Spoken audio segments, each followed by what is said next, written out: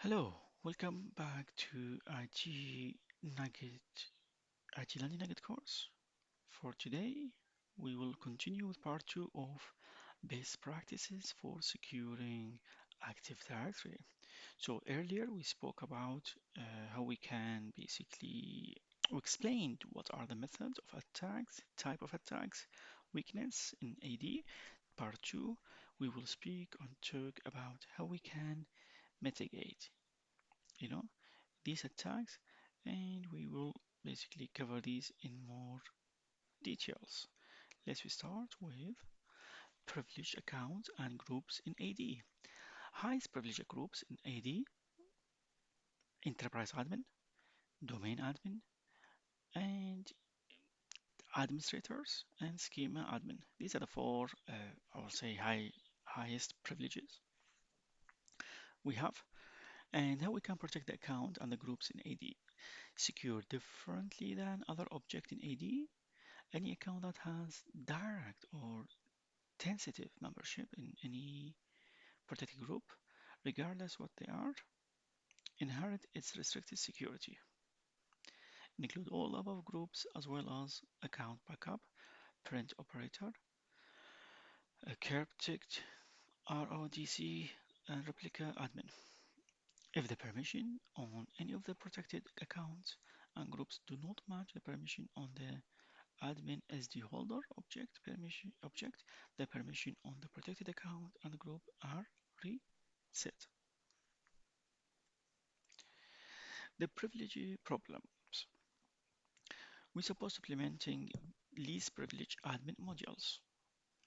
This invariably find excessive numbers of accounts that have been granted right beyond those required. Attackers follow the path of least resistance and increase the complexity of tooling, pass the hash attack, which are type of credential theft. The crux of the problem is twofold. It is usually easy for an attacker to obtain deep privilege on a single computer than propagate privilege broadly, and there are usually too many permanent accounts with high privileges. The privilege problem in AD and members. When an organization has developed a habit of granting more privileges than is required, it typically found throughout the infrastructure. In AD, while the right and permissions granted to each of the high privileges groups, like enterprise admin, domain admin, and admins, differ, they should be effectively considered equally powerful because member can make himself or herself member of other two groups. So make sure you remove them because if you give them access to one of these, which means they can grant themselves to other members or groups. In many cases, domain groups with large members are nested in member servers, local admin groups. Any user who can modify the membership of these groups in the domain can gain admin access to all systems, which the group has been nested as a local admin. And last one is on workstations.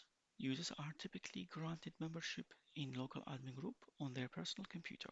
Even if UAC is enabled, those users present an elevated risk of the integrity of their workstation.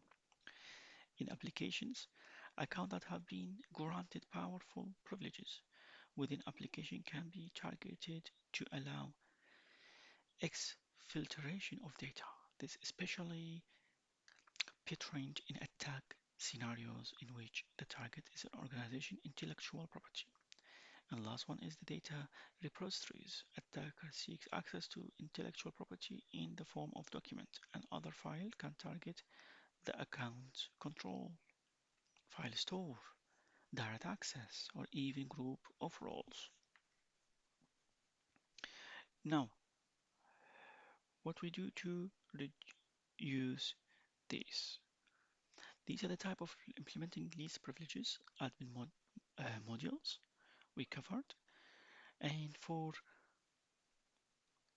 this, we're going to cover it in part 2. That's all I have for you for the implementing least privileged admin modules, and we shall catch up on the reducing the privileges. Thank you for watching. Goodbye.